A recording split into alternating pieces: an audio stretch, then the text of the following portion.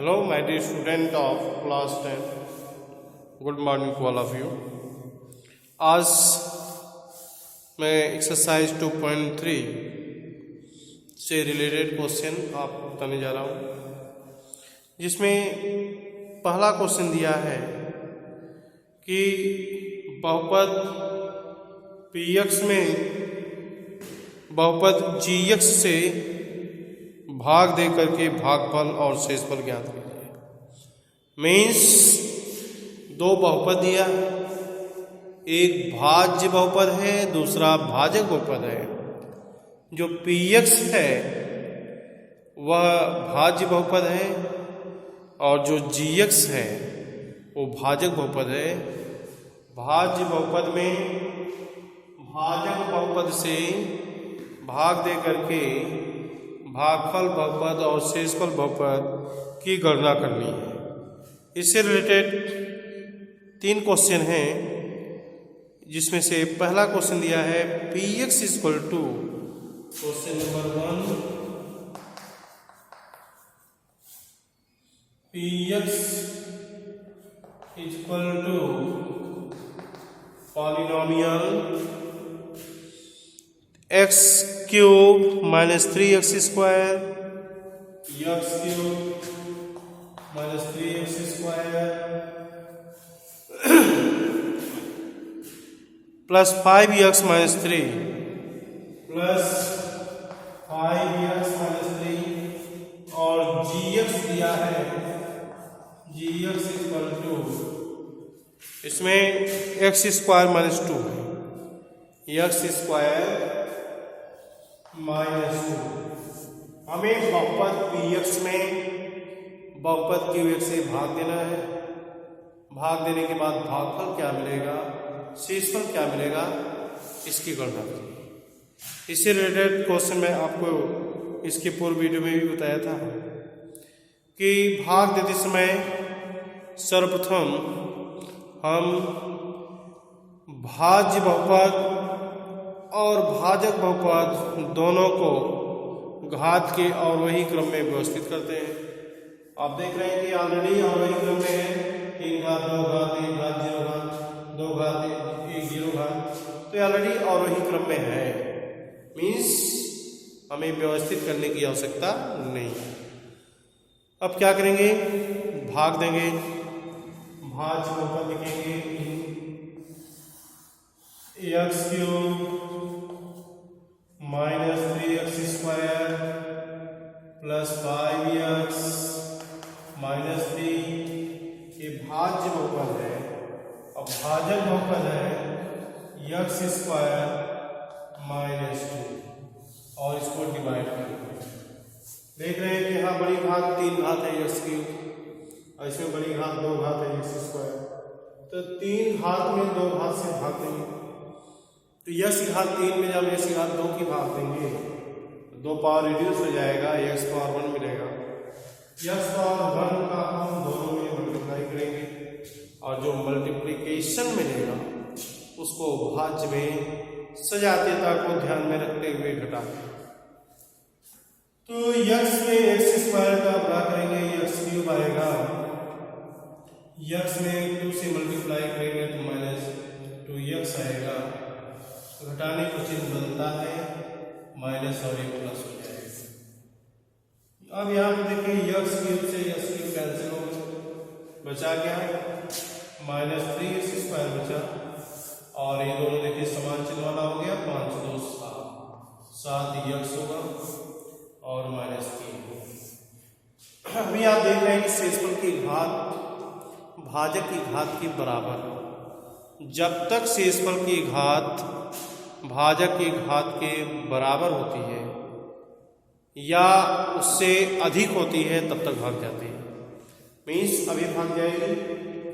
अब x minus 3x square में x square से भाग देंगे, x स्क्वायर कैंसिल हो जाएगा, माइनस 3 बार भाग जाएगी, माइनस 3 से हम दोनों में मल्टीप्लाई करेंगे, माइनस 3x स्क्वायर आएगा और उसमें माइनस इंटू माइनस प्लस आएगा, 3 गुना 6 आएगा, प्लस 6 लिखेंगे। अब साइन चेंज होगा घटाने पर, ये पॉजिटिव आएगा, ये नेगेटिव, इससे कैंसिल हो जाएगा। तो आ गया 7x माइनस 9। अब 7x माइनस 9 आप देख रहे हैं कि जो पॉलिनोमियल रिमाइंडर में हमें प्राप्त हुआ है उसका पावर 1 है और जो भाजक है उसका पावर 2 है। मीन्स रिमाइंडर बहुपद की घात भाजक बहुपद की घात से कम हो गई, इसलिए भाग नहीं जाएगी। तो इस तरह से इसका भागफल आएगा x माइनस 3 और शेषफल आएगा 7x माइनस 9। इसी बेसिस पर क्वेश्चन नंबर फर्स्ट का सेकंड और थर्ड है, इसको आप स्वतः लगाएंगे। क्वेश्चन नंबर 2 है, इसमें हमें यह चेक करना है कि जो पहला बहुपद है और एक दूसरा दो बहुपद दिए गए हैं, क्या पहला बहुपद दूसरे बहुपद से डिविजिबल है, मीन्स भाग जाएगी या नहीं जाएगी। या कह सकते हो check whether the polynomial is a factor of the second polynomial by dividing the second polynomial by the first polynomial. Divide करके आपको ये बताना है कि इसका जो बहुपद है एक बहुपद दूसरे बहुपद का डिवाइजर है कि नहीं, मीन्स गुणनखंड है कि नहीं।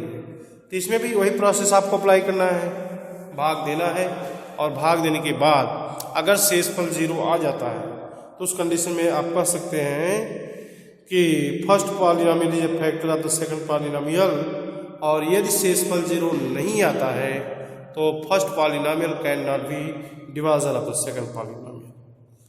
तो इस बेसिस से आप क्वेश्चन नंबर 2 स्वतः सॉल्व करेंगे, भाग देंगे। भाग देने का प्रोसेस आपको बता दिया। अगर शेषफल 0 आ जाता है तो लिख देना कि डिवाइजर है, और शेषफल 0 नहीं आता है डिवाइजर नहीं होगा। Now question number 3। Question number 3 में एक 4 घातीय बहुपद दिया है।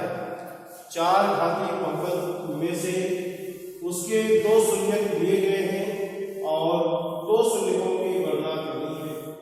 आपको पता है कि बहुपद जितना घाती होता है उसके उतने शून्यक होते हैं।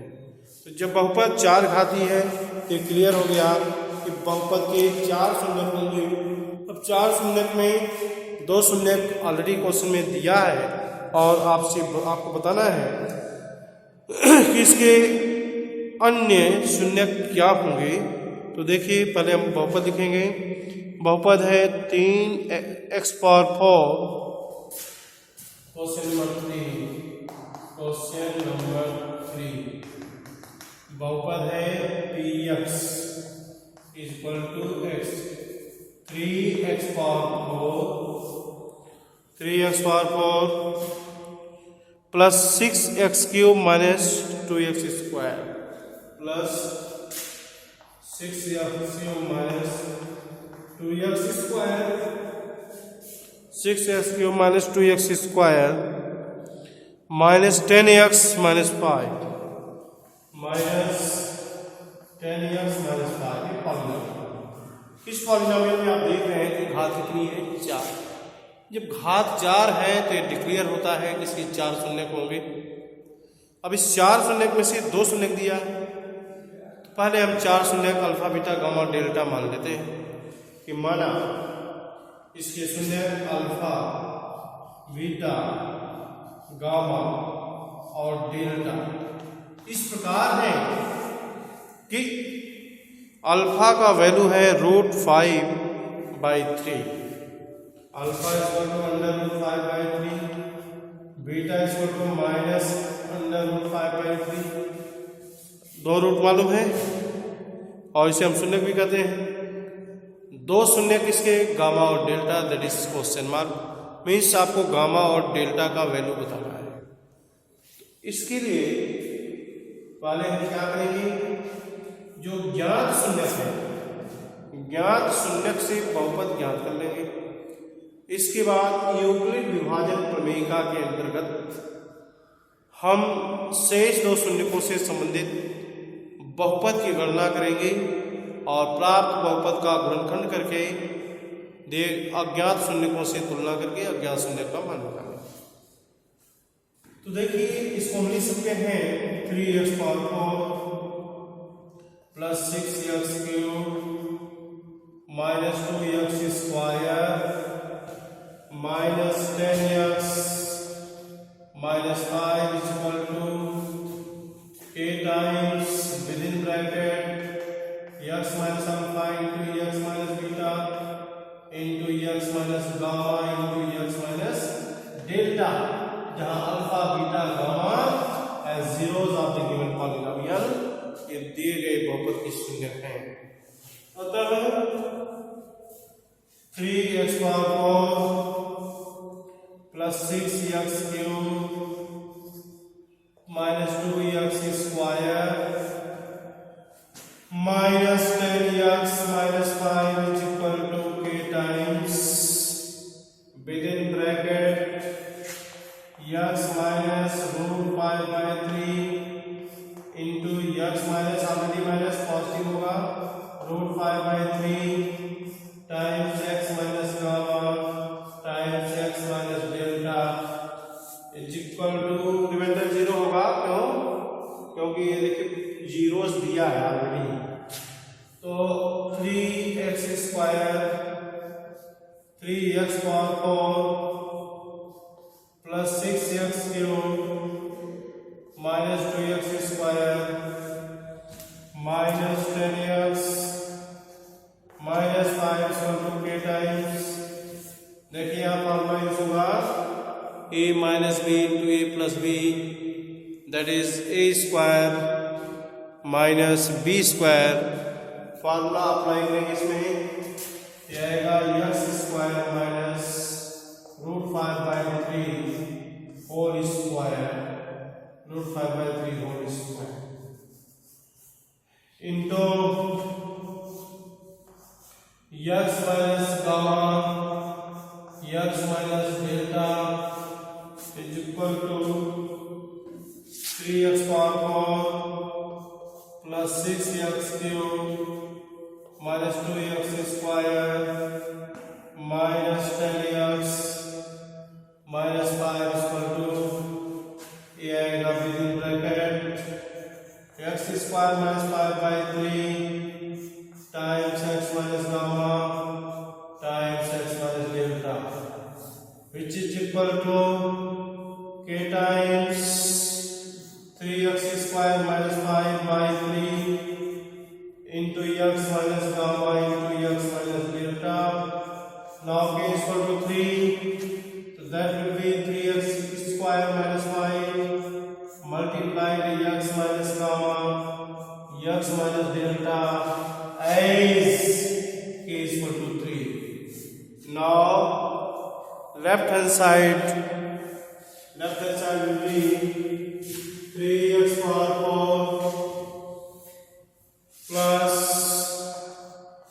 6x cube minus 2x square minus 10x minus 5 is equal to 3x square minus 5 times 3x square minus 5 times x minus gamma multiplied by x minus delta। इसलिए x minus gamma into x minus delta is equal to पक्षांतर करेंगे तो हमें मिलेगा x minus gamma into x minus delta is equal to x minus gamma into x minus delta is equal to 3x power 4 plus 6x cube minus 2x square minus 10x minus 5 by 3x square minus 5 पक्षांतर करने पर हमें result मिलेगा। अब अंश बहुपद में हर बहुपद से भाग देंगे और भागफल ज्ञात करेंगे। प्राप्त जो भागफल बहुपद होगा उसका फैक्टर करेंगे, इसके बाद लेफ्ट हैंड साइड से कंपेयर करेंगे।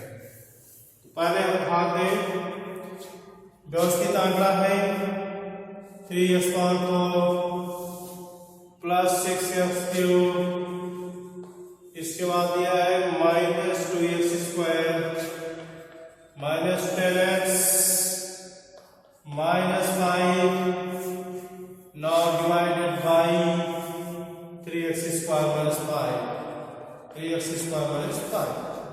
तो बड़ी घात से बड़ी घात में भाग देंगे। देखिए 3 3 cancel, x power 4 divided by x square, 4 power 4 है उसमें से 2 पावर माइनस होगा तो आएगा x square means that is x square.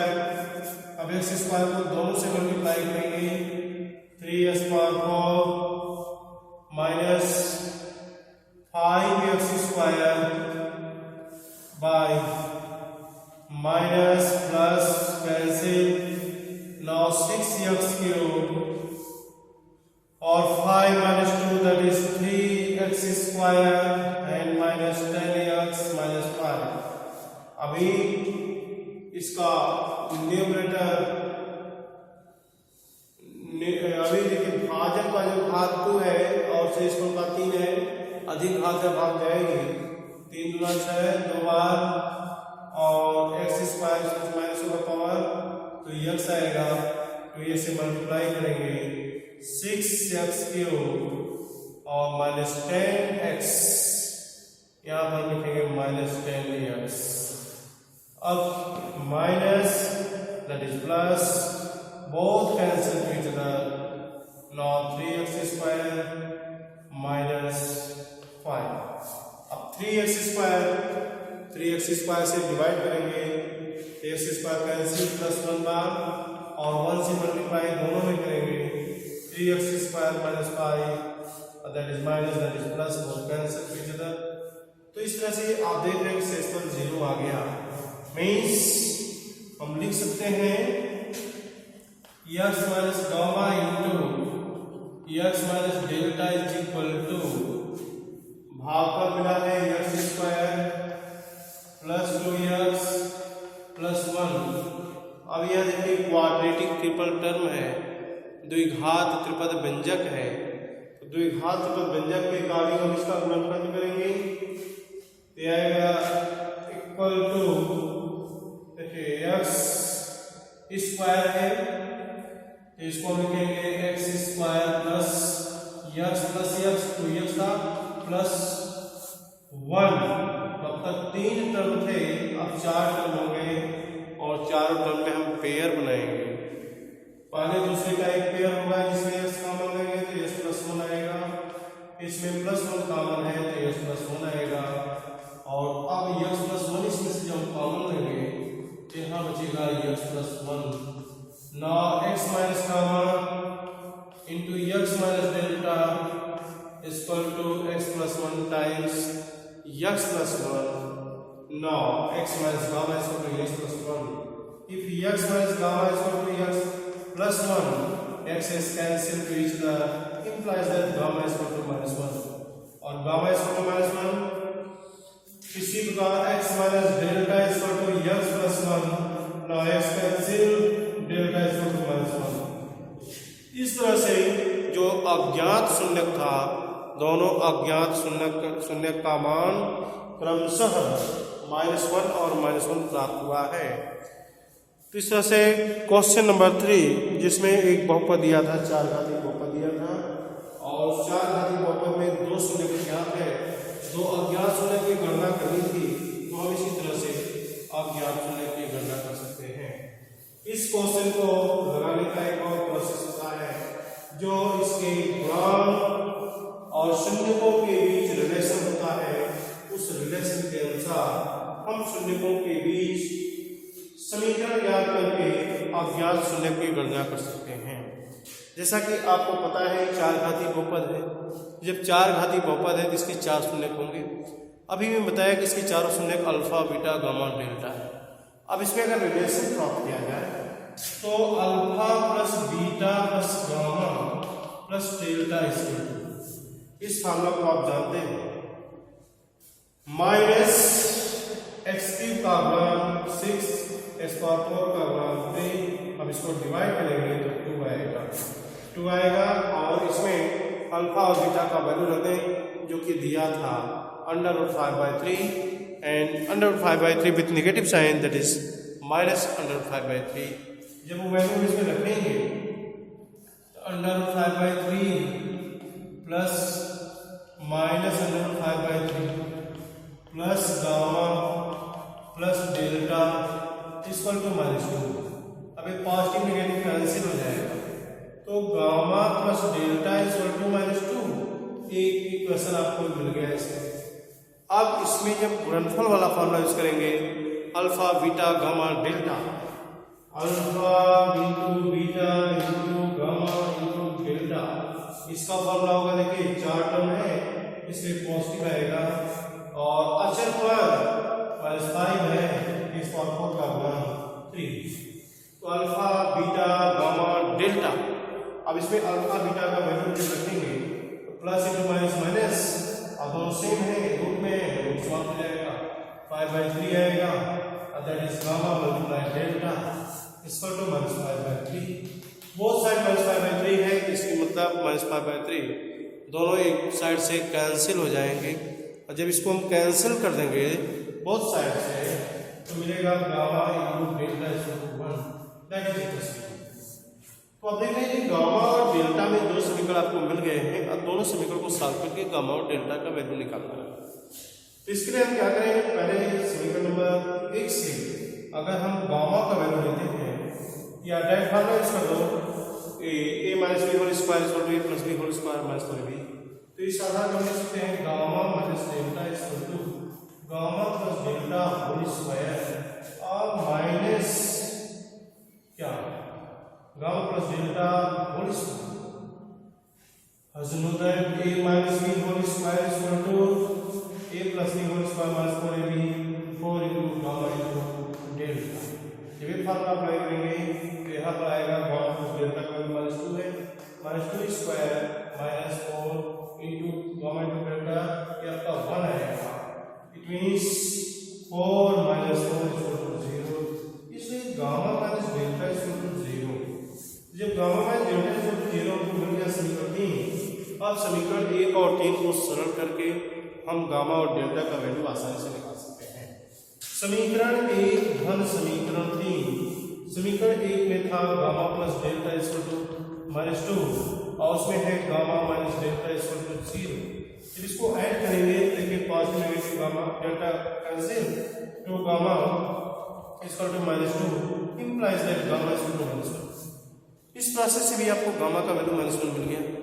अब यही गामा का वैल्यू हम रख देते हैं समीकरण नंबर 1 में, तो समीकरण 1 से समीकरण 1 में है gamma plus delta equal to -2 और गामा का वैल्यू हमें -1 मिला है, -1 plus delta equal to -2 implies that delta equal to -2 plus 1 that is equal to -1।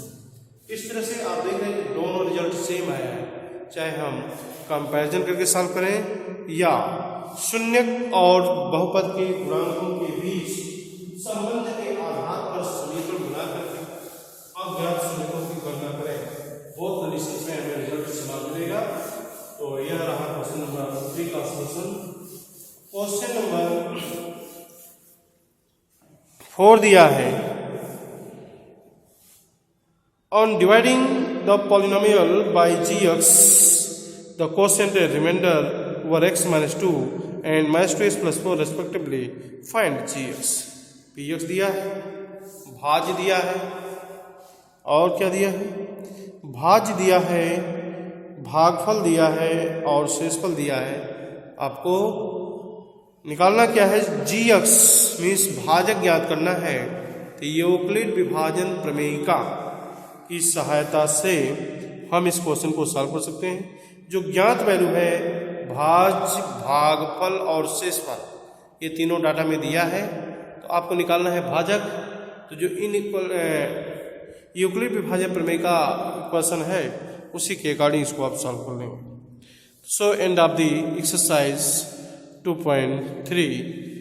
अब लेसन 3 में आपको पढ़ना है pair of linear equation into variable, pair of linear equation into variable. तो आज मैं केवल आपको लीनियर इक्वेशन इनटू वेरिएबल के बारे में बताऊंगा कि लीनियर इक्वेशन इनटू वेरिएबल क्या है।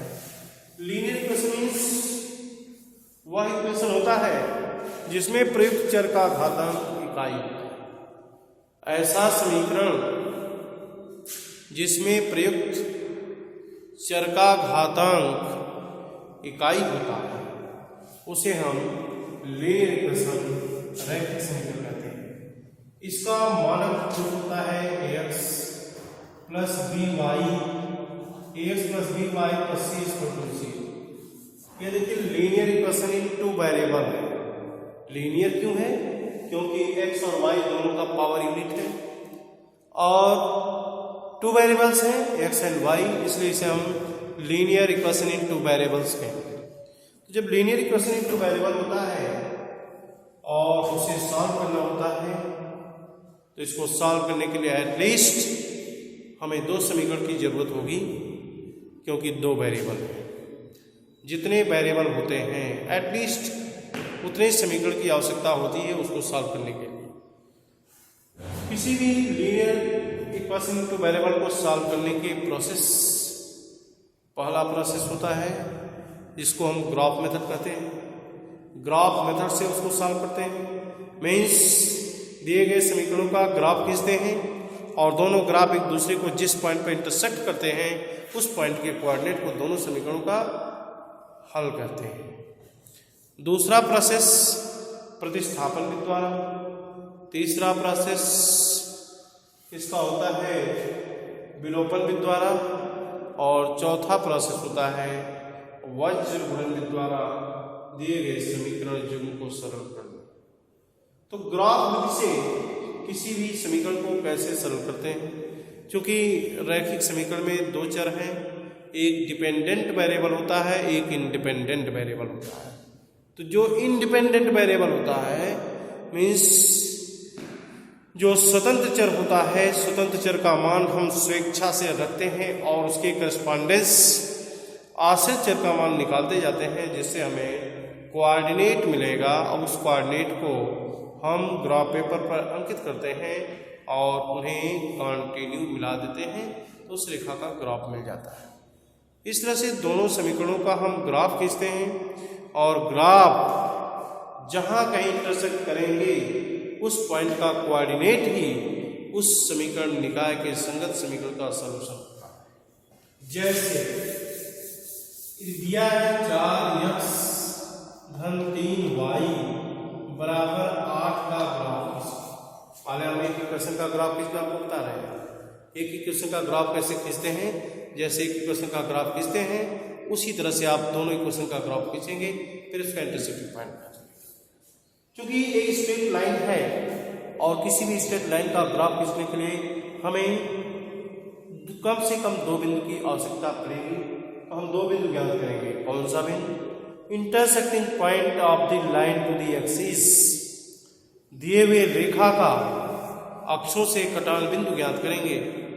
कोई भी रेखा अगर एक्सिस को इंटरसेक्ट करती है तो उस पॉइंट के लिए y का मान 0 होता है और y को इंटरसेक्ट करती है तो उस पॉइंट के लिए x का मान 0 होता है। तो जब इसमें हम x बराबर 0 रखेंगे तो हमें y का वैल्यू मिल जाएगा। x बराबर 0 रखने पर y का वैल्यू मिलेगा 3y equal to 12 minus 4 into 0।